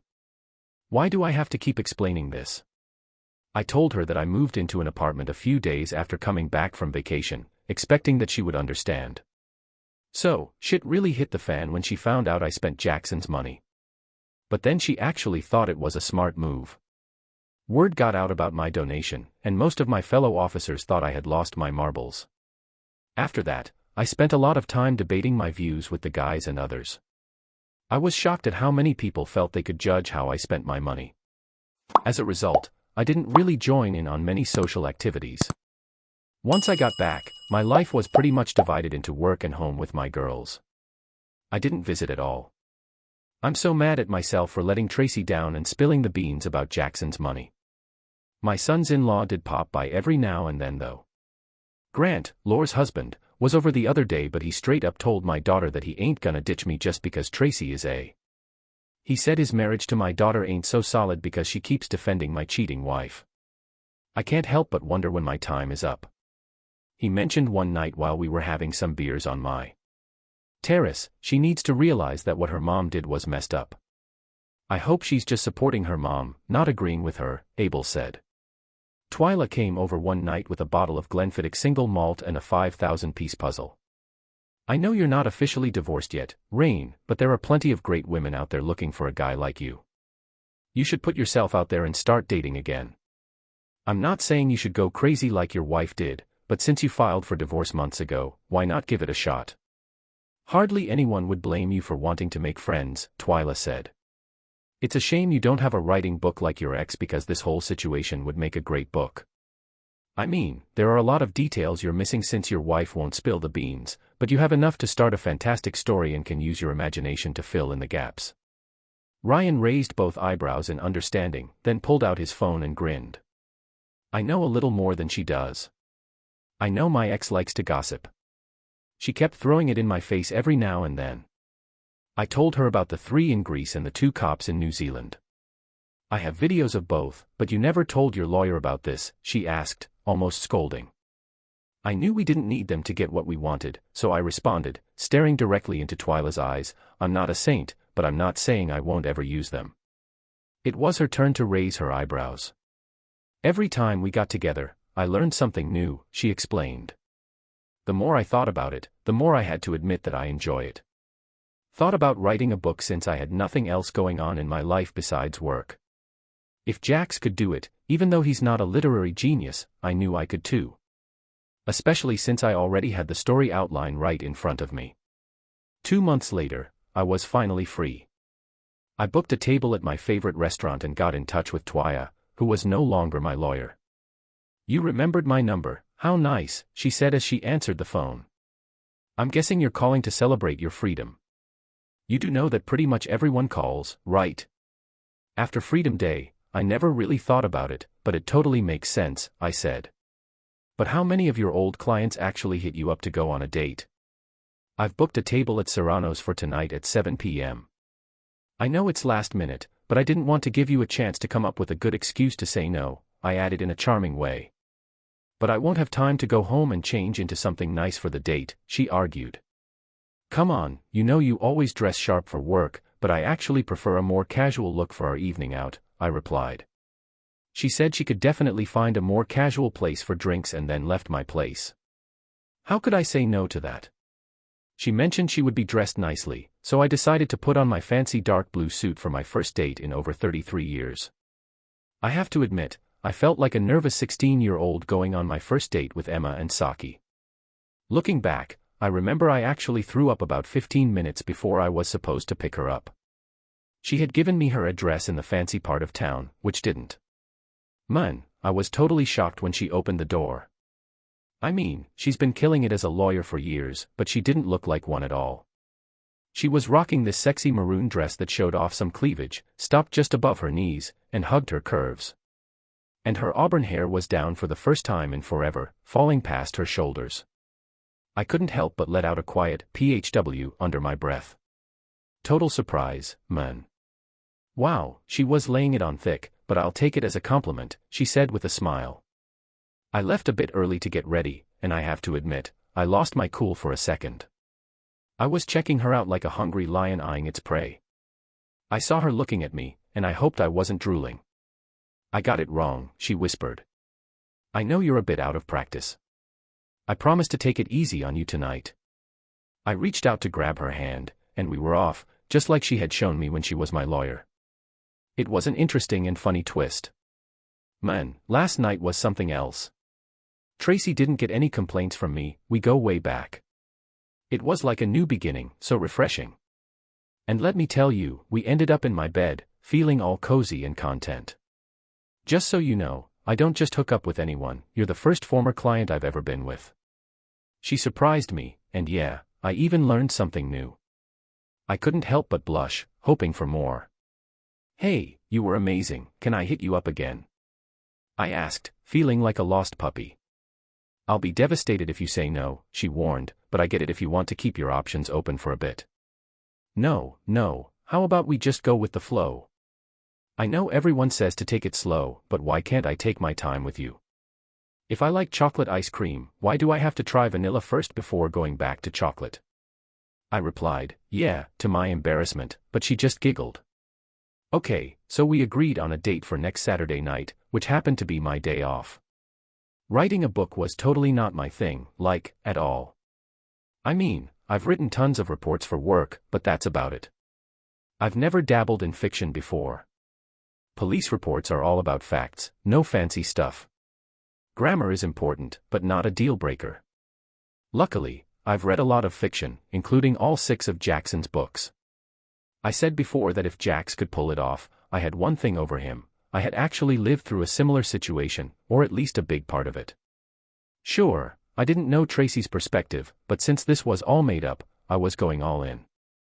I tried to play fair, but it backfired. She turned my friends against me. It was time to stop being the nice guy. That meant I was going to use Tracy's other shady stuff against her. Writing out my version of the story was tough. Man, writing this stuff was more painful than therapeutic. I'd sit there for like 10 minutes, then suddenly feel the urge to smash something, usually a coffee cup. After I broke all 8 of my fancy cups, I had to go to Walmart to buy these tough plastic mugs that couldn't be destroyed. I only managed to wreck 6 of them before finishing my first draft. To stay sane, I went a bit crazy with my crazy adventures, and yeah, I even hooked up with a dead duck at some point during my travels. Oh, and I had to sleep with like 24 men along the way too. So Jack sent me a bunch of pics of Tracy, and I was pretty sure she didn't know about it. I figured she must have found out eventually. I had my doubts about using Tracy as the name for the cheating wife in the book, but I trusted her judgment. Attorneys are good with words, so I knew she'd help me out when I needed it. She was the first to question my decision, but she understood that telling the truth is always the best defense. Man, talk about libel and slander. Naming the second lead character after my ex-wife was just asking for a lawsuit, which would cost a ton of money to fight. Plus, it would basically be like admitting you're a clerk. She straight up told you that you were being played while she was out there cheating all over the place. But if you go through with this, you'll basically be broadcasting it to the whole world. I only did it to protect my kids, but now that they're on Tracy's crazy train, I don't feel like I have to defend them anymore. Let the critics come at me, I'm ready for whatever they throw my way. After dating for 6 months, I knew she was the one I wanted to spend my life with. She said yes when I proposed, and we had a small wedding 6 months later. I moved into her place, and life carried on for both of us. When I finished my novel, I called up Jackson's publisher and didn't hesitate to drop Jackson's name to get his attention. Luckily, his publisher liked the first few chapters one sent over and asked for the full manuscript. So, I sent my manuscript to this editor at the publishing company, and she ended up making a whopping 17,000 changes. She even made me completely redo 2 whole chapters. But surprisingly, she was really pumped about recommending my novel. I had my lawyer, who now goes by Twia Rainwater, handle the negotiations for me, and we ended up accepting their initial offer. I mean, as a newbie, I didn't really have much bargaining power. They're calling my book a bodice ripper for women over 40, which is kind of funny since no one under 40 reads books these days anyway, right? My book sold out quickly and the publisher had to make more copies for the next edition. I don't really know much about the book industry, but they ended up printing my book 3 more times over the next few months. It unexpectedly became a bestseller, who would have thought? Tracy quietly asked me how I found out about the threesome in Mary's ring. I told her that I got a call a few months after the book was released. I know a lot of what I wrote was just to grab people's attention, but you gotta do what you gotta do, right? Man, I totally nailed 2 parts of that test. And let me tell you, I don't believe in coincidences. When I found out about all this stuff, so many thoughts were running through my head. Being a good guy definitely wasn't one of them. Do you still love her? I said some dumb stuff. He even sent me videos from both times you cheated. Did he really have to shove it in my face like that? Oh God, I never wanted you to find out. She apologized, and I'm sure you're sorry too. I never flaunted it in your face, never showed the girls, even when they were defending you. But that's all in the past now. I'm done with it. Tell them the truth and show them the tapes when they ask, and they will. Is there anything I can do to convince you not to show the girls the videos? She asked. There was, however, you lacked the foresight to act at the appropriate time. That moment has long passed. I left a remark. It took a week for my younger daughter to call and she was ripping it. I know it's fiction, Dad, but you knew when you wrote it that many people would assume it was about Mom and you made her out to be the biggest, insert insult here, ever. Lori reprimanded me over the phone as well. It wasn't all made up, I told you some of it actually happened. I know you don't want to hear it, so I'll just email you videos of 2 of the things that happened. I'll be waiting for your apology, and then you can give the movies to your sister so she can apologize too. I hung up and sent both videos together. They were about 30 minutes long. About 35 minutes later, my phone rang. I answered right away without looking at who was calling. I'm sorry, Dad. I never thought she would hurt you like that. Helping Uncle Jack was one thing, but what she did was a whole other level. She straight up said, "Oh baby, it wasn't just helping him, she actually cheated on me with him." Being sick wasn't a valid excuse, she did it because she wanted to. And then she came back with a second apology and a bunch of tears about an hour later. I wish things didn't have to go down like that, but that's just how it was. I didn't make bank from my book sale, but I did when a big movie studio bought the rights. I had the rights to turn it into a movie. They paid me enough to retire right away, so I did. The only reason I was still working was because of the divorce. It set back my retirement from the police force by 3 years. The movie was made about a year later and I got paid well as a screenplay consultant. It took another 9 months for the movie to come out and then everything went wrong. As Swell explained to me, it's one thing to read the text, but seeing it on screen is a whole different story. Something much worse happened. "Hey Dad, did you really have to go all out like that?" my older daughter asked me on the phone. "I'm pretty sure we've had this conversation before," I corrected her. "Did your mother go that far? Are you once again blaming the messenger?" "Sorry, Dad," she said softly.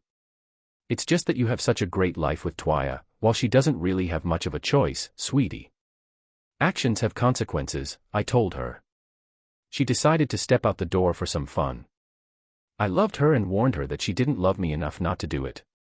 For some reason, she thought she could have it all and stay healthy. That's not how things work in real life. She messed up my life. It would have been a disaster if I hadn't met Twaya. Your mother made her choice and tossed me aside. I'm not wasting a second worrying about how her life is going. She's stuck in her own mess. The music was getting louder in the background. Carnival in Rio de Janeiro is like Mardi Gras in New Orleans, but crazier. Twaya and I had made a decision. "Hey, we gotta go on our own trip around the world." "Sorry babe, but the music is too loud to keep chatting. Say hi to everyone back home for me. I'll hit you up later." Thanks for tuning into today's stories. If you liked it, give it a like and subscribe if you haven't already. Drop a comment below with your thoughts on what went down. Take care.